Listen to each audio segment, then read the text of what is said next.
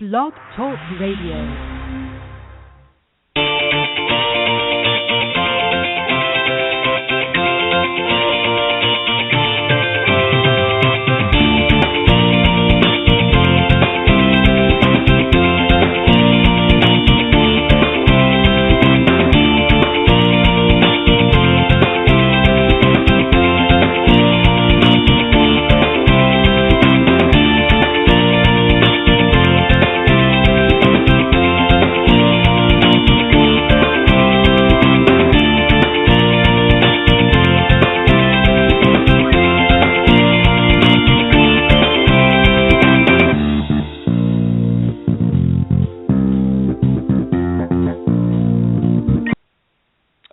Good morning, everybody, and welcome to the Women of Golf show. Happy New Year, everybody, as well. I'm Ted Odorico, and alongside here, of course, is Cindy Miller, and we are the hosts of Women of Golf show. So welcome to the program. Cindy, good morning.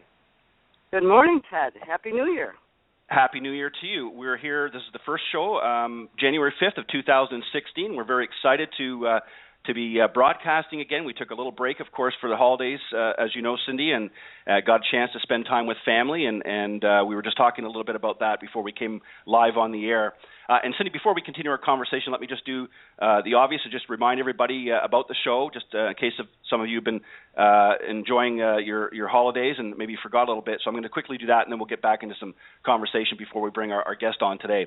Of course, we are on the blogtalkradio.com network, which is an online broadcast. You can go to blogtalkradio.com, and up in the search key, you can type Women of Golf, and that will bring you to the main page, and you can obviously listen to the current show, which is broadcasting from 9 to 10 a.m. Eastern Standard Time each and every Tuesday, unless we state otherwise. Or you can also go to iTunes.com, and also under the podcast section, you can type in Women of Golf, and that will bring you to the page there for those of you that like to use iTunes. So two great ways of accessing the show. And, of course, Cindy and I always give updates on our social media, Twitter and Facebook and so forth, so you can always visit us there. And lots of great things. We've got some great things coming this coming year. We got a great guest coming up here in just a little bit, Penny Pulz, who is an LPGA professional, and she's also the founder and CEO of her company, Focus Determined Success. We're going to talk a little bit about that. And, of course, as always, myself, Ted Odorico, and Cindy Miller, who's an LPGA professional and also part of the Legends Tour, is here each and every week. And if you want to reach out to either of us, if you're interested in coming on the show, you can reach out to Cindy at cindymillergolf.com. You can do so at any time. And also you can reach out to me at ted.golftalklive@gmail.com. And we've been more than happy to set you up and get you into the mix, if you will. Cindy, we got lots of great things, as you and I just talked about here just a few minutes before we come on the show. One of the things that we're going to do is we're going to bring back an updated version, if you will, of Cindy's series under the umbrella of her Own Your Game platform on the mental side of things. Correct, Cindy? We are. We're going to start that in February. Right, and get that ball going. And then what we're going to do is I'm going to be working on some different series, as well as Cindy will, throughout the year. So we're going to have some great conversations. We're going to not only start off with the mental game, which is get you sort of tuned up, if you will, Cindy, for the upcoming golf season. Some of you are, well, we haven't really had much of a winter blast, I guess, this year, have we? No, but we've got it now. It's a high of 20 today. Yeah, even in down here in Florida, we're in the 40s today, which is not really unusual, but it has been for the last few weeks. But obviously, a lot of the areas that traditionally will be under some snowy conditions by now have been having a very mild winter so far. But my point being is obviously this is sort of an off season for some people. And we want to make sure that we get you up and running well before the official season starts for some of you, especially up in the Northeast. So we're going to start off, as I mentioned, and then Cindy mentioned, February, the first week, Tuesday of February, we're going to start off with the Own Your Game series on the mental side of things. Cindy's going to put together a great platform of that. And we'll start off that for several weeks. And then I'm going to be putting together some programs, as well as Cindy will put some other things together. We're going to be talking about things like the short game. We're going to be talking about how do you really find and select a quality teacher for those of you who want to really fine-tune your game, or maybe you're a little more advanced and you're looking for somebody to take on more of a coaching position to help you really prepare. Maybe you're working through the mini tours, or maybe you're somebody that's looking to have your shot at one of the major tours. So we're going to talk about that. We're going to have some great guests who really specialize in that come on as well and talk about that. So we're working on that. We're also going to bring back some old favorites, and I don't mean that as necessarily age or anything. We're talking about some old favorites who've been on the show who really brought some great insights. So we're going to be reaching out to them as well as some new guests. So lots of great things. We're also going to be trying to get you, the listeners, more engaged in the program as well by having some contests, some giveaways and things like that. We're also going to be talking about a little more travel, some of the great places, not only here in the United States, but around the world that you can travel and bring your clubs along with you. So, Cindy, we've got lots of great stuff coming up here in the new year. Very excited about this 2016 season, and also Cindy and I are going to be down at the PGA merchandising show here in just a few short weeks. In fact, the last week of January down in Orlando, Florida. So for those of you in the golf profession that are going to be down there, I know some of you have probably already reached out to Cindy, and some of you have reached out to me as well. We look forward to maybe meeting with you or touching base with you down at the show in Orlando. So lots of great stuff, Cindy, and I'm just really excited about this year. As am I. So we're going to be way more organized and give you things that you're looking for. We would also love to hear from you if there's things that you would like to learn about or would like us to comment on the show. Please reach out to either Ted or I, Cindy at cindymillergolf.com. And Ted, what's your email address again? ted.golftalklive@gmail.com. I'm also going to be here in just a few short weeks, probably after the PGA show. I'm going to be launching my new website, tedjodorico.com, which is going to have not only both components of the show, but a lot of other things that I do.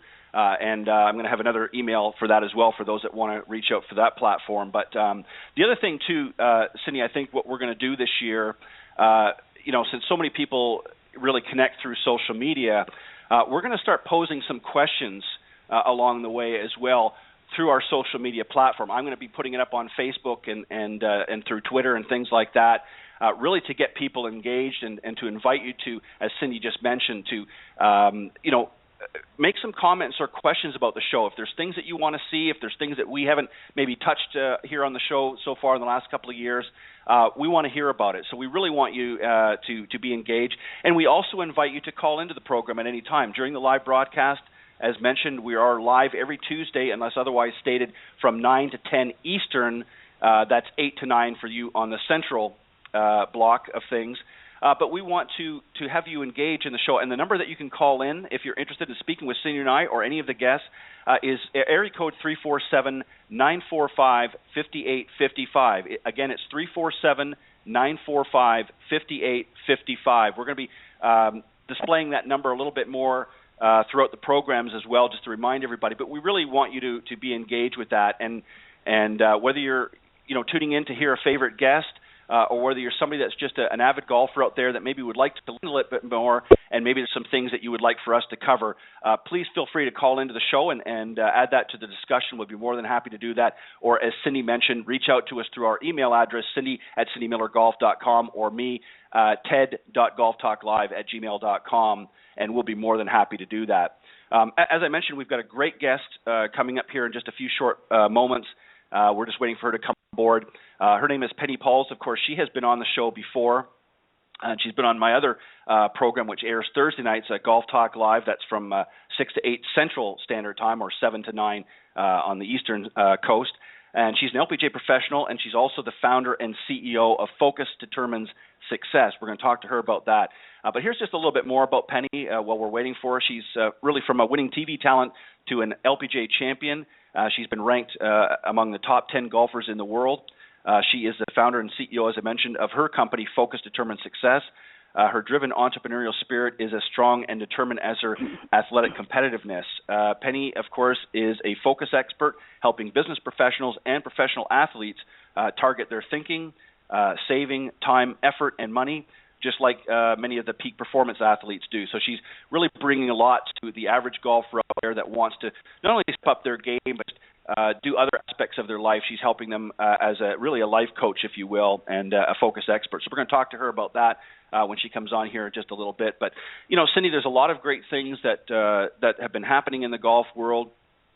over the last year or so that we're witnessing a lot of up and comers in the mix, both on the men's and the ladies. So there's a lot of exciting things happening in the golf world. Yes, there are, and I'm going to mention that Alan and I, my husband, he's a former PGA Tour player. We have a couple of boot camps coming up in Florida for those who are committed, dedicated, and serious about improving their game. We go to Orange County National, which is where they hold the PGA Demo Day and also the PGA Tour Qualifying School, Orange County National in Orlando, Florida, for 4 days of intense golf game improvement, if you will. And there's 2 different dates. We've got like 2 spots in February open and 1 spot in April. The dates are February 14th to the 18th. And then April 6th to the 10th. For those of you who might be interested, give me a shout, Cindy at cindymillergolf.com. Now, are you going to have for the boot camp, if they go to your website, cindymillergolf.com, they can also get information on the website as well, Cindy, or no? Yes, they can. Yes, they can. Okay. Well, what we're going to do... But we work on more than just your game. We're working on your head as well. So we do all kinds of personality assessments, behavior, emotional intelligence, golf psych, can you focus exactly, not exactly, but same thing as Penny. It all boils down to guess who's holding the club. Yeah. And you know what we... No, go ahead, sorry. Go ahead. Well, what I was going to say is, that's very important. A lot of people that might be tuning in and listening to the broadcast might wonder, well, why is that important? And, why do I need to have all of that, as part of my repertoire, if you will? A lot of people are under the misnomer that if you just sort of go out there and work on the mechanics of the swing and hit some great golf shots, that's all there is to the golf game. And that's really not the case, is it, Cindy? No, it's not. Again, you need to know what you're doing, and you need to be able to focus and commit and plan and make a strategy and all types of stuff. So sometimes people say, well, I don't know why I can hit some shots good and I flub the others. What you're doing when you're doing it right, then you can't expect to do it on purpose. Right, exactly. And this is where you and Alan have put together some great boot camps, and you're going to be helping those that are interested. So here's what we're going to do, folks, is in the weeks coming up, you mentioned had one in February, and I think you said the other one was in April. We're going to be reminding you of the dates. Cindy, every week we'll remind them of the dates and how they can reach out, and obviously as they become filled up, we'll advise them of that as well. And any other future boot camps that you may be organizing, we'll also let you know as well. And I'll make sure, Cindy, if you give me the particulars, you can email them me after if you want. I will get them up through my social media network as well and just make them aware, because I know that anything that you got your hot little hands on, I know is going to be very successful. So it's definitely worth it, ladies and gentlemen that are tuning into the show, to reach out to Cindy and get involved in these boot camps. If you're looking to really elevate not just your golf game, but just elevate you as an individual, these boot camps are certainly going to do that. So they've got some great stuff happening here, and we're going to make sure that we bring that to you here each and every week and let you know about that. So Cindy, great work as always, and kudos to Alan as well. You guys work very, very hard on putting these boot camps together, and you do a fantastic job. Well, thank you. Well, let's talk very quickly. I know this is away from the golf spectrum here for just a few minutes, but as I said, we got to wait for Penny to join us here. But as most of you may recall, a little bit later in the year, last year, Cindy had announced that she had a welcomed addition to the Miller family. Would you like to remind everybody of that new addition and what's the current status? Well, her name is Kingsley Taylor Elijah, and she was born November 11th. Wow, I'm not sure. Yeah, November 11th. Well, how am I doing? It was a Friday. I think Cindy. It might even be the day. Yeah, Cindy, I think you need to sign up. Beautiful. Yeah, you need to sign up for that boot camp, Cindy. Yeah, wow. It was Friday. That's all I know. And she was happy and healthy. Thank God for that. They thought she might have some issues with her heart, but she's fine, and she's 5 or 6 weeks old now. And her mom and her dad both work at the Golf Channel, which is kind of cool. And her dad, in fact, produces the show in fact, we ought to try to get him on this program with us. He produces the show for the PGA, the Golf Channel show for the PGA show, which I know there's a lot of show words in there. But yeah, Ben Elijah is a producer of the Golf Channel 30-minute special on the PGA show.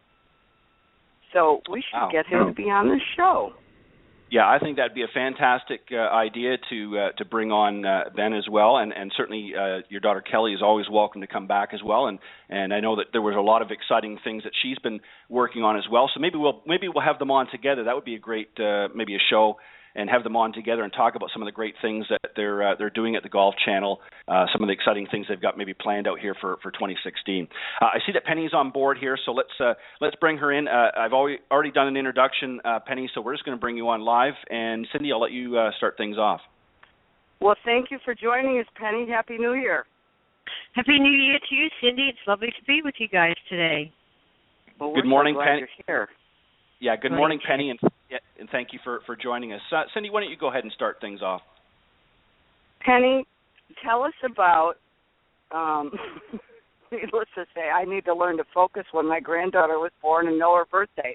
But tell us about your focus training and why did you go get certified in this?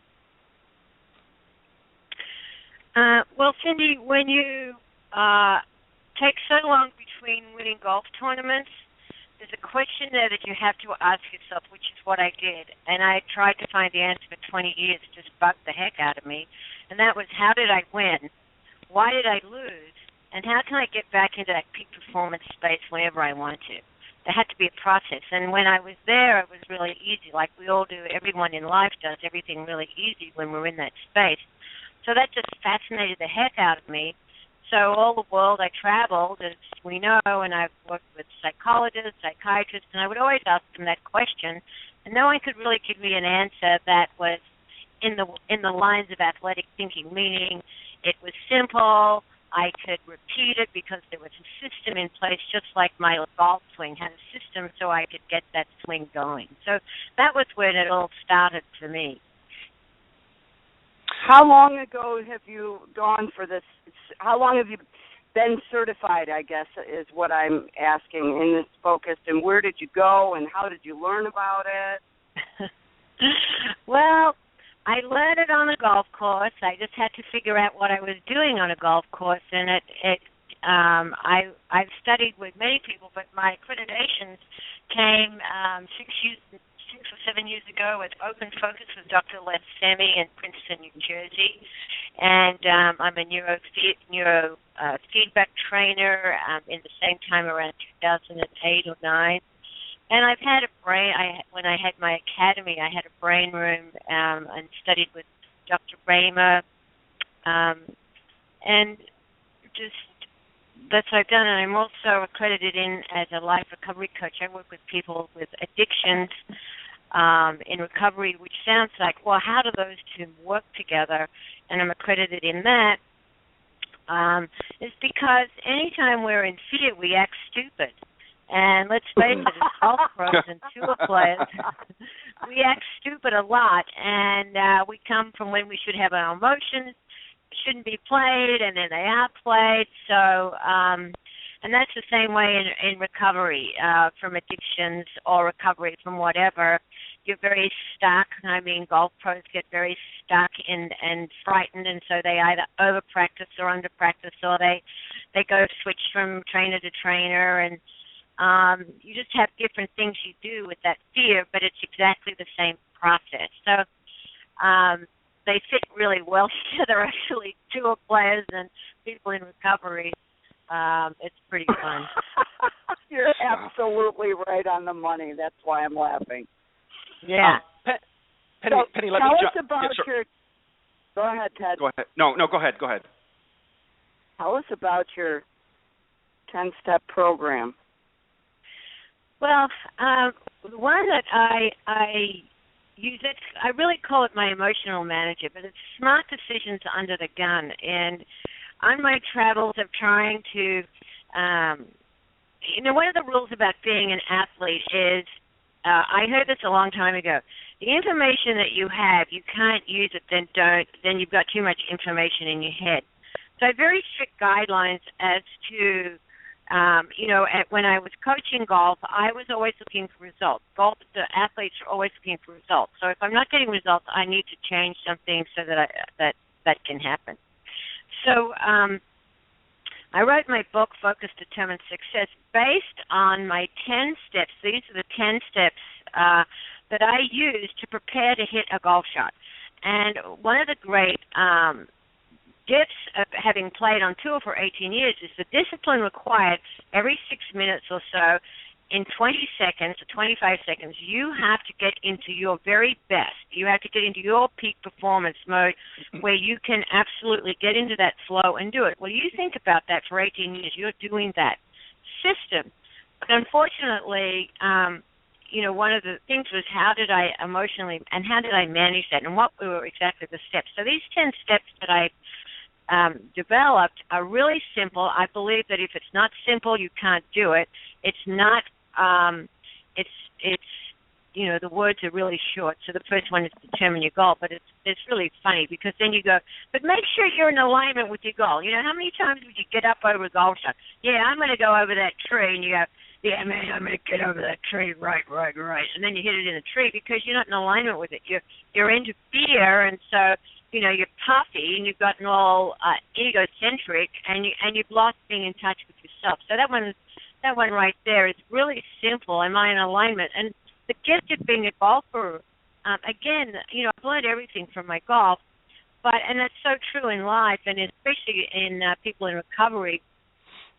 Because if you don't ask yourself, am I in alignment with something, checking in with you, your own true self, and that's what golf does. It makes you check into your own true self.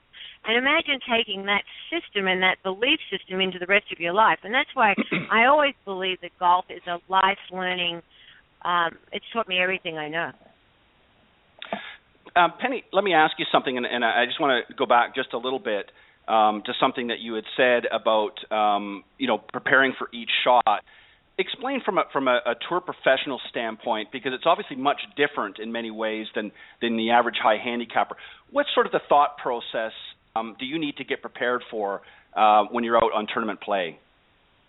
Well, it's like anything. You're going to put your car into super high speed, actually, as you're hitting the ball. So you have to, put the accelerator down. So there's the process of thinking you have to go to. And the only difference between a tour player and an amateur, I always say this, is we're just more well organized. So we're very structured. So you in the world of you're going along and you have to come up to the shot. Now you've got to breathe in, and you're really internally asking yourself to raise up and be the best you can be. That would put it pretty simply. I mean, if you don't be the best you are because you're playing against the best in the world, so that means you're asking yourself to think very clearly. In a way, that's what you're really saying. How well can I think clearly? And so this process is to make me become very confident within my realm of understanding of the game and of the shot, and to play that information that I'm going to give myself extremely well. So I have some on the structural side, which is the golf swing itself, I used to call it, I'm only allowed to mentally play in a very, very tight playground, meaning my swing thoughts, whatever they were that I was using, I was only allowed to play into, I can feel this position at the top, very, what I'm saying that there's hundreds and hundreds of hours to get that very finite feel of a perfect balance. Maybe that extends from the foot and slides back into the hip and blah, blah, blah, blah, blah. But I'm not thinking that. I'm just sensing, oh, yeah, I want to get there, pop through. Now, that sounds really stupid, but I put the work in to simplify it, because if I can't, in that 10 seconds that I've got to get into peak performance, I have to be able to bring everything up in a sequence and then hit the shot and not be encumbered in my mind with any one idea. It's just you're going to blend some really complex ideas into feeling like it's one simple idea. And that takes a lot of practice every day. I remember, to give you an example of that, if I could hit one golf shot, I'd taken off 6 weeks, right? At Christmas time sometimes I would take off 6 weeks. my first day of practice, mental practice, and I'd smack balls, whatever. But then I would do the last hour, trying to have one shot where I could combine everything into one idea and hit the shot and be one with everything I was. And if I hit one shot, I thought I'd had a magnificent day. Right. Do you think, Penny, that if, again, sort of doing that comparison with the professionals against the amateurs, do you think that that's one of the I mean, obviously there's other factors involved, but is that one really difference between the professional and the amateur, is that they always have that, the professionals tend to have a sort of a go-to shot, if you will, where most of the amateurs don't have a shot that they're real comfortable with, that they don't really focus on when the chips are down, so to speak. Do you think that's one of the differences as well? I think that you're only now talking about how much you can practice in time. I mean, amateurs don't have the time to think deeply in golf. I mean, golf is a very complex motion and everything else, and balance points. I mean, we're like race cars. So, we're trained to tune into our body. When I talk with people in recovery, what's my body? And if you talk to regular people, they're sitting on their ass all day and at work, and they don't realize they've popped on about 10 pounds. I was just reading this about a friend of mine. She was a runner, Olympic runner, and now she popped on about 10, and she didn't even notice it. And there is someone who's been highly trained in the body. Yeah. But, there's no one simple answer to that, because it's like if you put your mindset into anything, you're going to unravel it so that you can remember. The whole point of this in golf is bringing out the very best you can be. So if you're very best, I think really what it is goal setting. You have to understand, if you sit on your ass all day for a week and then you go play golf on Saturday, you hit 10 balls. Okay, well, you head somewhere else, and so it might take you 15 holes to get there. That's a great day. If those last 3 holes you're present, now you've really played to your best. Right. So what are some things that you're helping the amateurs with specifically? I mean, I know you don't want to give too much away necessarily right here. You want to encourage. But what are specific? Let's say as an amateur golfer out there that wants to not only improve better on the golf course, but just improve better in life, what are some of the steps that you're working through with them to help them be able to be good on and off the golf course? I teach them my 10-step emotional manager. I work with mind and body simultaneously. So in the learning, say we're going to, whatever you can pick, maybe they come and like I'm working with this young gal. I don't do a lot of golf, but I have this lovely young gal I'm working with, and she really doesn't have much of a golf swing because she doesn't have any good balance points or anything like that. So I teach her how to be in touch to her body and how to feel certain things, and then I teach her the steps and a lot of work with open focus to manage a feeling with some information. And I think until you learn how to think athletically and how to work with mind and body simultaneously, I think that's the greatest gift I give people to golf, is how to blend athletic thinking with their business thinking, and how does that apply in golf, and vice versa. It's professional athletes that are transitioning. How do you think as an athlete, and how can you perform and use that mindset in business? So that's really what I do mostly, and then they learn so much quicker. Do they also, you mentioned about business as well, and I know all three of us know this, but just for the sake of those that might be tuning into the program that don't, obviously there's a lot more women now, business women, that are gravitating to golf for obvious reasons. Tell us a little bit about that, why you think more and more women are coming to the game of golf, and what can we do within the golf industry to sort of open the floodgates and really welcome more of them into the golf industry? Well, I think we're really turning a corner here. I think, I think as we all know, joining the men and women together more as friends versus adversaries, I think that's a huge step.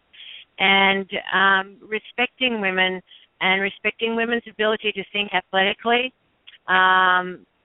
because of the prejudice that, you know, I mean, you still see it in football, no women referees and stuff like that, because they think because you're a male, you can think athletically smarter than a woman.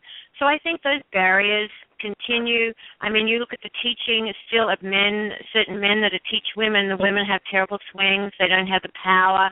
So understanding that a physical body, if you take the emotion out and take out male and female, it's very blessed to grow up with boys and girls. I didn't have, you know, it was just regular to me.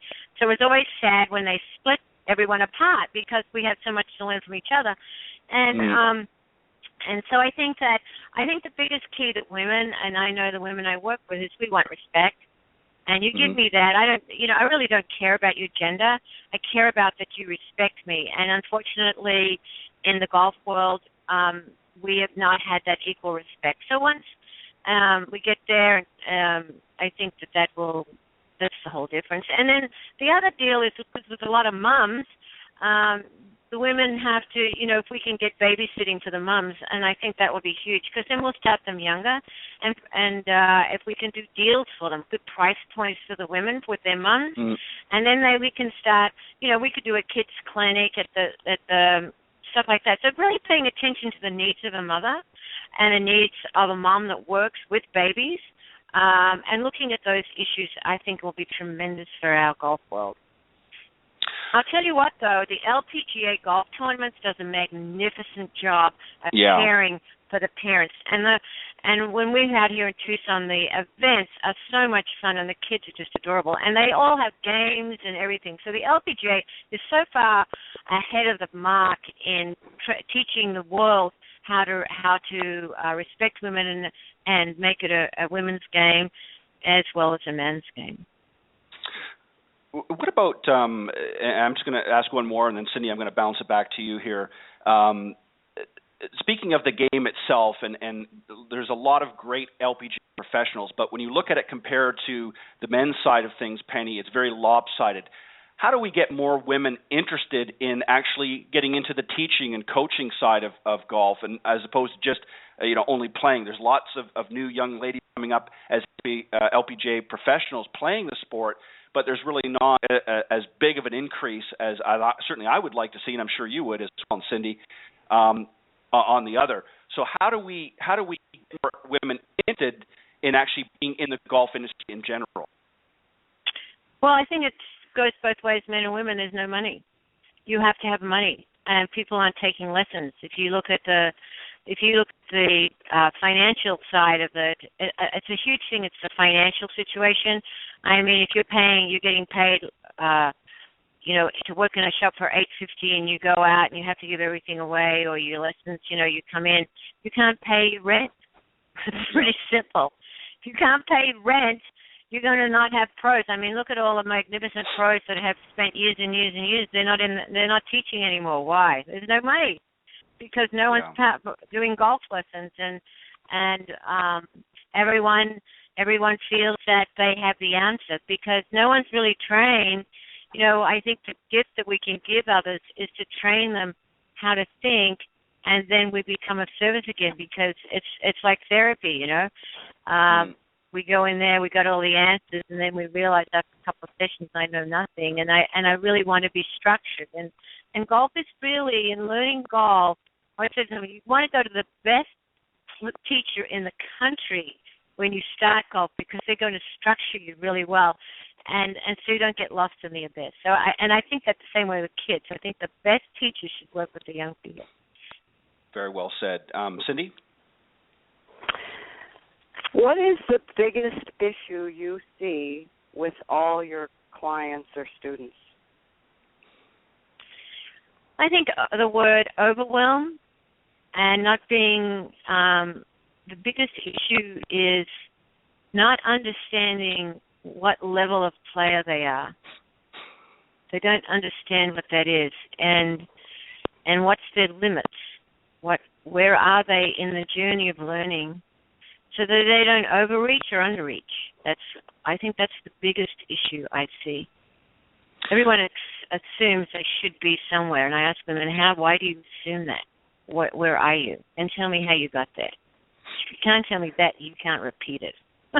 exactly right. Well, do you think you, again, I believe it's awareness. I think sometimes they're just clueless. Well, that's what I'm saying. They're undereducated. Yeah. And that's part of what we do. We've got to find, as golf pros, Cindy, we stand on the tee and we look at them, and it doesn't matter what they're saying, we're recognizing very quickly at what level they're at. Well, that's what we have to teach them. This is why I know, and so that they can recognize where they are, so they come in, they know when to bet or when to call in for a golf lesson. They know better when to say, I've reached my level of incompetence right now. Or they need to know, man, I'm on a roll and I'm going to keep going, and then I'm going to be so excited to go in and then talk to my coach so that we can find ways of what was really successful. So we're building their own mental, I call it their own mental golf plan, and building out there, like we all had our books of how we produced, and so that's to me, that is what it is. Everyone thinks it's magic. They see everyone on tour as fabulous, and that looks so easy. So everything is magic. It's no different from a person in recovery, I swear to God. They would sit in a room and they see everyone and they talk to me and think, I want to be like you in 6 months. Really? Okay. Well, let me tell you how many mistakes I made along the way to get there. But I can but I can help you to shorten that time. That's what we're talking about here, shortening the time of learning in golf, and so that they can understand very quickly where they are, and they're not overreaching or underreaching, and therefore they become much happier. Penny, I just want to add a thought here, and I'd like to get some of your feedback. You raised a couple of interesting points. The first one was that a lot of students come and feel very overwhelmed, and then you also mentioned that about some students being sort of excited and wanting to continue on. Do you think that one of the problems and this is a generalization I know, and it certainly doesn't speak for everybody in the golf industry, but there is a mindset, if you will, with some of the golf industry that, let's sort of, introduce all of these different theories and angles of attack from the golf swing to methodologies, if you will, that has overwhelmed a lot of people. I'm sure you've heard students say it, that they just are very confused. They don't know what to do.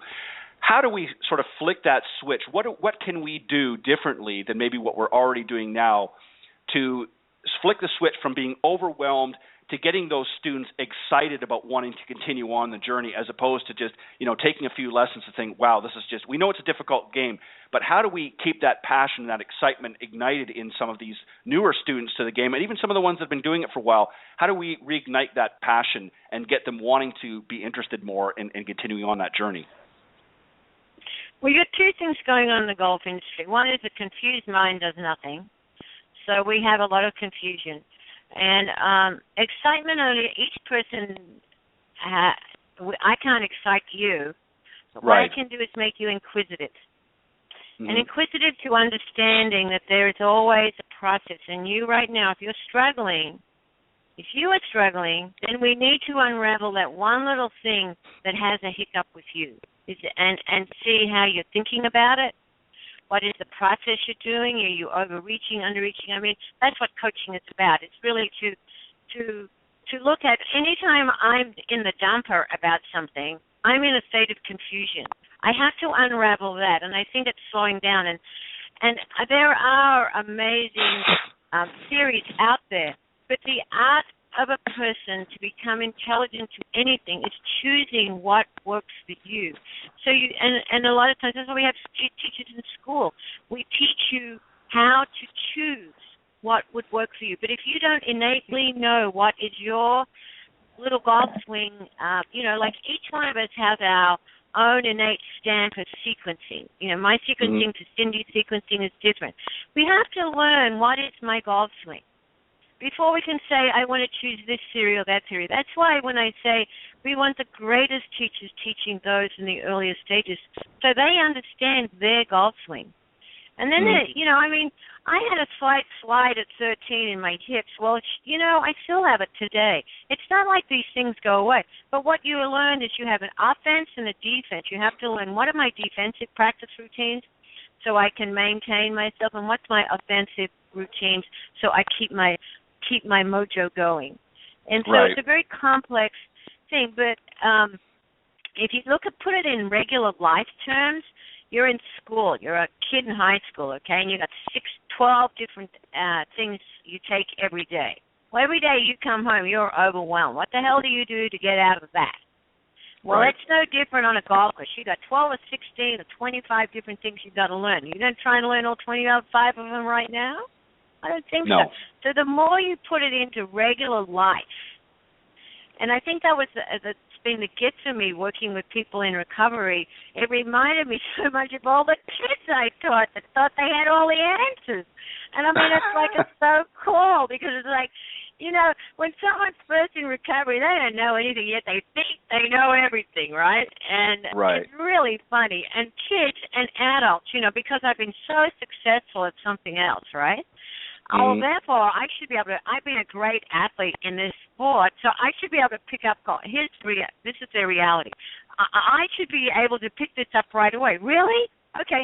What was the process it took for you to get really good in that sport? Okay. Well, then that's the same issue here. You're going to have the same problems that you had in figuring out that sport in this one, but there's this thing called fundamentals that become very, you know, I mean, it's not like I stand over the ball, tilt my hips. Well, what exactly is your comfortable balance point? You know, that's a pretty loaded question right there.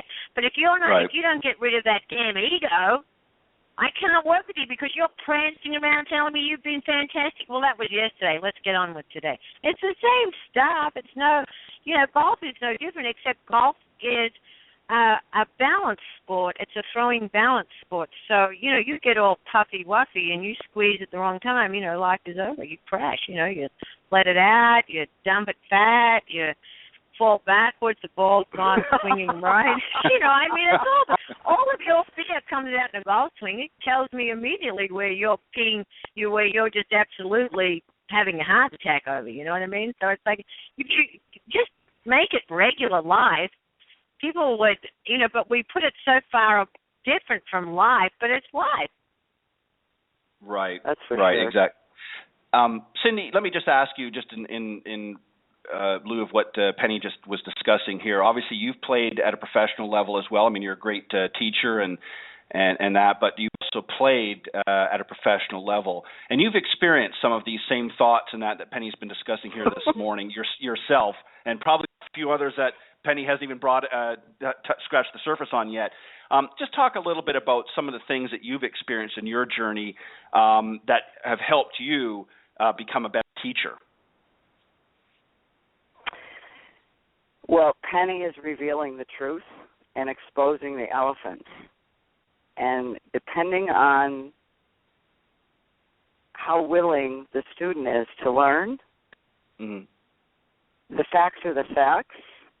So I laugh that it's really not funny. Again, it's like, guess who's holding the club? And until you're willing to look in the mirror and face your fears and figure out you're missing shots not because of your golf swing.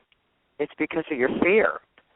And so if you're not aware, like she's saying, of your balance points, you cannot attack a golf ball. We have all tried to do that. It doesn't work. So you have to be very aware of you, and I don't believe that everyone that takes lessons is willing to be humble, vulnerable, and open. And only those who are willing to learn those lessons will they experience success. So for me, you know, I was trying to prove something. Every stupid little weakness inside you, like she just said, shows up.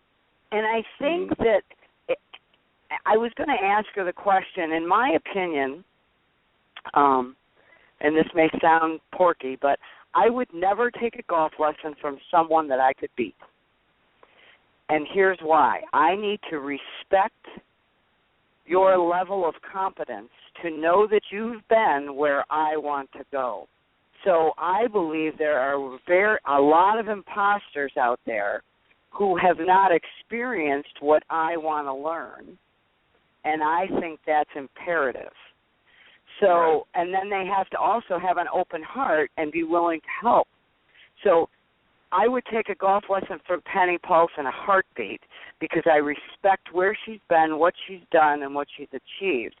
Same thing with Peggy Kirk-Bell. I mean, she might be 96 right now, but I respect where she's been, what she's done, and what she's achieved, if that makes sense. Because this is so much more about swinging a club. Like Penny said, you have to be so aware of your body. And to teach that to students who are frustrated, you know, I'm probably one of the best 30-minute quick fix at Queens in the world because I've had to do that in Buffalo. And what I do with people is I say, you don't even know how to hold the club. You don't even know what a square face is. How can you expect to hit the ball straight on purpose if you don't know what a square face is? We're going to take little golf swings and hit the ball 10 feet in the air straight on purpose. And they look at me like, well, I want to hit my driver. You can't hit it 10 feet. We can't go to the next step till you're aware of what you're doing to make it go to. And then they look up and they go, wow, that was easy. Hello? Yeah. Penny, do you agree? Yep. Oh, Cindy, of course I do. You're singing to the choir, honey.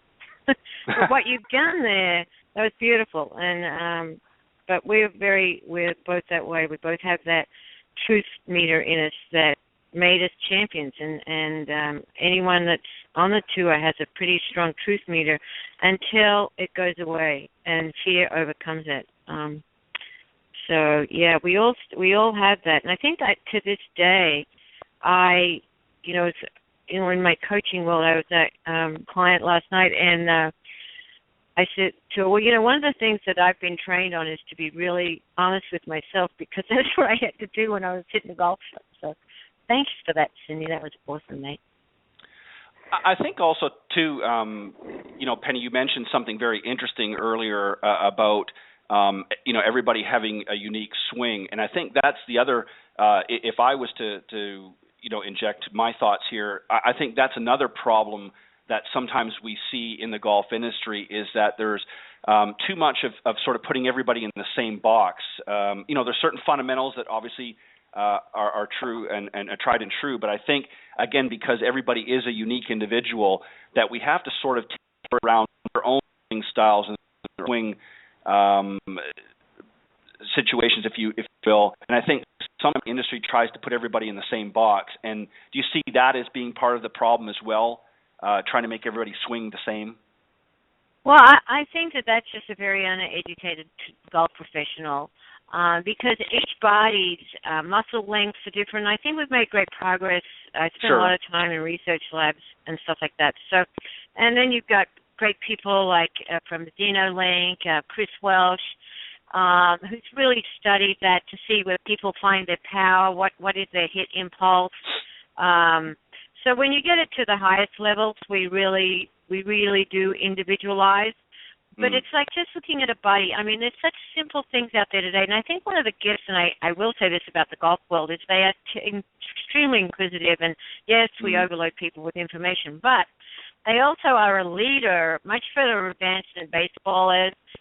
They're much more leaders in really looking at the body as an individual piece and then looking at how people, what's the muscle length in the calf muscles or what is it in the arm and how much rotation can someone get, and then getting very, fantastic in stretches. And I remember years ago at David Ledbetter, one of my friends had her thumb. She couldn't get that lag in there. And teachers were telling her to get the lag in there. And this amazing therapist had a way to stretch out her thumb so she could get that lag. So, I think most of that noise of people trying to make them look the same is they're just undereducated as to the uniqueness of every single body from a bioscience world. Right, and well said. Penny, let's Cindy, if you have any more questions, that's fine. If not, I'd like maybe Penny to let the listeners know how they can get in touch with her, maybe a little bit more information on how they can reach out and learn more about some of the things that you're offering through your program. Okay. Penny? Yes. Okay. I wasn't quite sure what you were saying there. Yes, you can go to my website at pennypulz, PULZ.com. I've got a great 7-day fast-track coaching intensive that you can sign up for. You can sign up for free for my Smart Decisions Under the Gun. You can go to my website and sign up for that, and you can look at it, and we can chat on the phone. We can do a coaching session, whatever you like. You can go over my website. Everything that I am and what I'm doing is all at pennypulz.com. Perfect. And I imagine you're going to be heading down to the PGA show in a few weeks? I'm not sure. haven't made that decision yet. Well, if you do, Penny, if you do, I'm going to be planning on being down there for a few days, and I would love to have an opportunity to meet with you for a few moments, since we haven't actually officially met in person, but we've spoken a number of times. We have too, Ted. Oh, yes, that's right. PGA show a few years ago. That's right. I apologize. You're right. It was. That's right. I did. I apologize. Yeah. Well, it'd be nice to see you again. But Penny, on behalf of Cindy Now, we want to take this opportunity to thank you for coming on the program this morning. And it sounds like you've got some great work there. And for those of you that want to get more information, go to pennypulz.com, as Penny, had just mentioned, and lots of great things that you can sign up and information that you could get your hot little hands on. But Penny, thank you very much for joining Cindy and I this morning on the Women of Golf. Thank you, and thanks, Cindy. Happy New Year to you, girlfriend. Thank you so much. Have a great year. You too, baby. All right. Thanks, Penny. Bye. Bye-bye. Okay, that was our very special guest this morning, LPGA Professional Penny Pulz, who is also the founder and CEO of Focus Determined Success, who was joining us here this morning, talking really about some great things. She's got some programs at pennypulz.com, and that's PULZ.com. You put out there. And Cindy, a moment to here, so I would like to take this opportunity just to remind everybody that we're going to be coming up here in the beginning of February. We're going to be coming up with Cindy's Own Your series again. We're going to be starting that off the first Tuesday of February.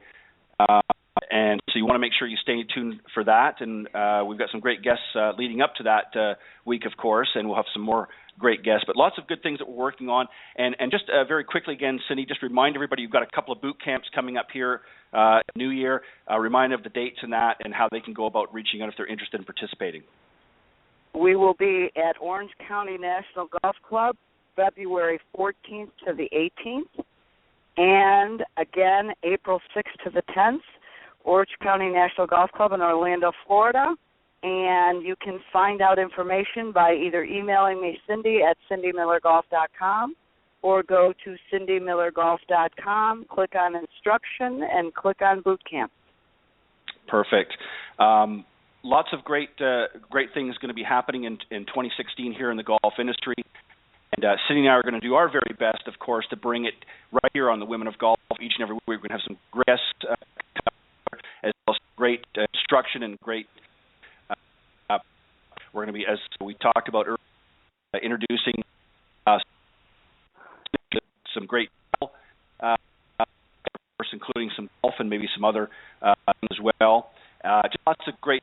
I'll be looking for some contests here in the weeks coming up where you can have a chance to participate and join in the conversation and maybe an opportunity to win a prize or two. So stay tuned for that. We'll announce that in the weeks to come up as we get further along. But we want to take this opportunity to thank you and Happy New Year again, everybody, for joining us here on the Women of Golf show this first Tuesday of January. Cindy, as always, thank you very much for all that you do in this industry. And you've got to go, so I'll let you go, and we'll close for the first 2016. Thank you so much. Have a great day. All right, you too. Thanks, everybody.